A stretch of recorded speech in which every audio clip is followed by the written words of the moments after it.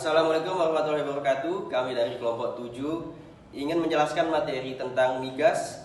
Sebelum memasuki materi, perkenalkan saya Ridho Algifari Sanjaya dengan NIM A0D022109 dan teman saya. Perkenalkan, nama saya Radit Putra Alion dengan NIM A0D0222105. Perkenalkan, saya Ananda Ariska Maharani dengan NIM A0D0129. Perkenalkan, nama saya Zuhira Mawati dengan NIM A0D022124. Saya Mukron Fadli dengan NIM A0D022089. Tujuan kami membuat video ini untuk mengambil nilai UAS. Materi pertama akan dibacakan oleh Mukron Fadli. Baiklah, untuk materi pertama tentang pengertian migas. Minyak dan gas bumi atau migas adalah sumber daya alam berbentuk zat cair dan zat padat yang tersimpan di dalam reservoir bumi. Reservoir bumi itu sendiri adalah pori-pori batuan pada suatu kolam di perut bumi. Secara ilmiah, minyak dan gas bumi memiliki unsur senyawa yang sangat kompleks. Migas memiliki dua unsur utama, yaitu atom hidrogen H dan karbon C. Oleh karena itu, dalam ilmu kimia, unsur dalam minyak dan gas ini disebut dengan senyawa hidrokarbon atau CXHY. Migas berperan penting sebagai sumber energi utama di seluruh dunia. Selain itu, minyak dan gas juga merupakan bahan baku untuk produk obat-obatan, kimia, pupuk, pelarut, plastik, dan pestisida. Hampir seluruh sektor industri membutuhkan minyak dan gas. Sebagai komoditi vital yang perannya penting, migas menguasai hajat hidup orang banyak. Oleh karena itu, untuk mengelola minyak dan gas dalam sebuah industri, pemerintah RI telah menetapkan sejumlah peraturan yang tertuang dalam peraturan perundang-undangan beserta instrumen pelaksananya.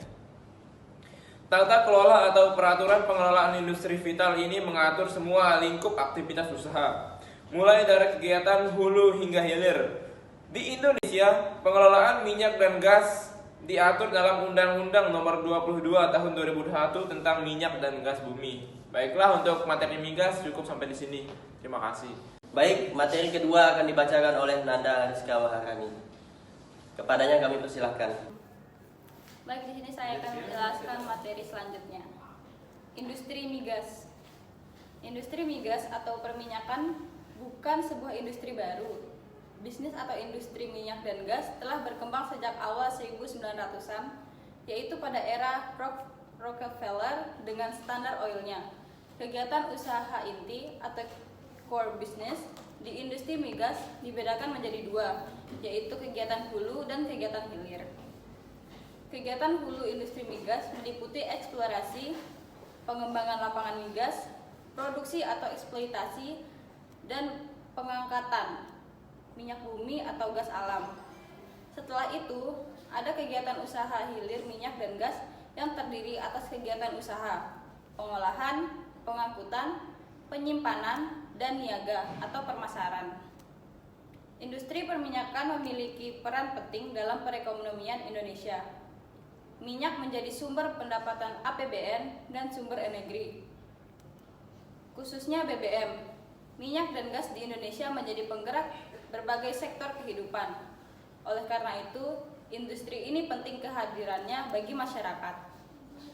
Dunia industri migas atau minyak dan gas bumi mencakup pemrosesan minyak bumi secara global, yaitu mulai dari eksplorasi, ekstraksi, kilang minyak, transportasi, pemasaran, dan penjualan produk minyak bumi.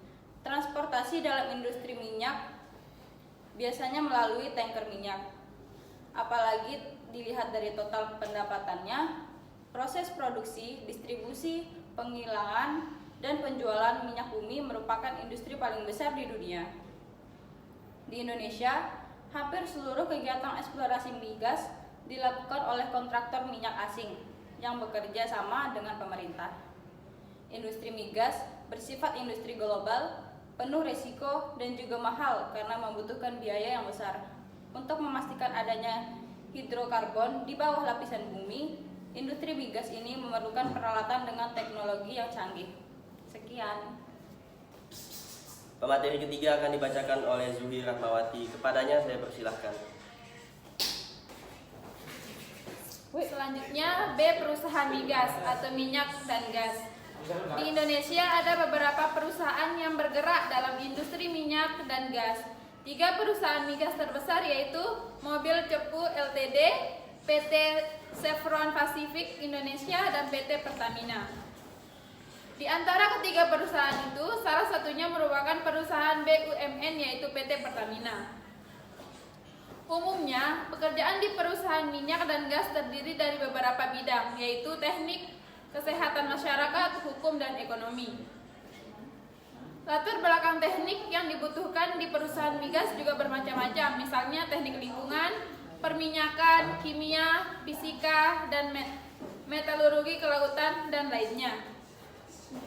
Perusahaan migas pada umumnya memiliki 9 divisi penting, yaitu pertama, Healthy, Safety, Security, Environment. 2. Teknikian. 3. Engineering. 4. Teknologi. 5. Wells. 6. Project. 6. Trading. 8. Komersial. 9. Bisnis infrastruktur atau shared system.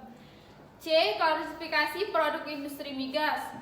Untuk mendapatkan manfaat secara optimal dari minyak dan gas bumi, para ahli melakukan sejumlah pengolahan yang telah disesuaikan dengan kebutuhan. Berdasarkan kebutuhan itu, muncul beberapa klasifikasi yang penting untuk membedakan tipe minyak dan gas bumi yang dijadikan produk siap pakai. Dalam industri migas ada 5 klasifikasi produksinya, yaitu pertama, kondensat. Klasifikasi pertama, kondensat adalah minyak mentah yang bersifat ringan. Gas bumi ini memiliki jenis hidrokarbon yang merupakan produk ikatan dari sumur gas. Kondensat memiliki kandungan gas bumi dalam jumlah yang sangat besar. 2. Gas kering. Klasifikasi produk yang kedua adalah gas kering, merupakan fluida yang berada di dalam sebuah reservoir dalam bentuk fase gas yang kemudian tetap dalam kondisi gas ketika dialirkan. Gas alam dianggap kering ketika terdiri dari hampir 100% metana murni. Baik, materi keempat akan dibacakan oleh Radit Putra Aldion. Padanya saya persilahkan. Baiklah, saya akan melanjutkan materi dari Zuhi Rahmawati. 3. Gas basah. Klarifikasi ketiga adalah gas basah. Gas basah merupakan gas bumi yang hampir seluruh komposisinya molekul meneta. Biasanya kandungan metana gas basah berkisar antara 80% hingga 90%. Selain metana, kandungan basah adalah etana, pronana, butana, dan komponen lainnya. 4. Minyak ringan. Klarifikasi keempat adalah minyak ringan. Jenis minyak bumi ini berasal dari hasil sulingan minyak bumi. Minyak bumi yang melalui proses penguapan dan pengembunan pada tekanan atmosfer akan menghasilkan minyak ringan. Kandungan kadar logam dan belerang dalam minyak rendah. Selain logam dan belerang, minyak ringan hanya memiliki sedikit kandungan gas bumi. Minyak berat. Klarifikasi terakhir adalah minyak berat. Minyak berat adalah minyak metana dengan komposisi hidrokarbon besar. Gas bumi dalam minyak berat sangat sedikit, bahkan kandungan gas bumi kadang tidak ada sama sekali.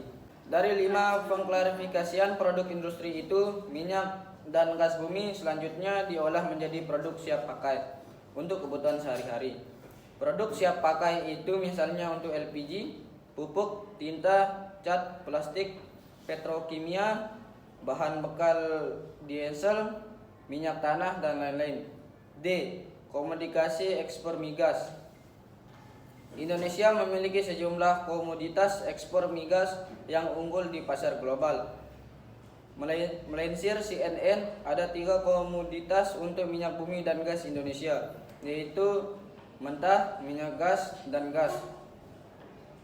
PT Pertamina sebagai perusahaan BUMN yang bergerak di bidang bumi dan gas bertugas sebagai pengekspor produk migas Indonesia. Contoh komoditas ekspor migas antara lain Aftur, Pelumas, Mariner Fuel Oil, High Speed Diesel, dan lain-lain. Sekian materi dari kelompok 7, kurang lebihnya mohon maaf. Wassalamualaikum warahmatullahi wabarakatuh. Waalaikumsalam.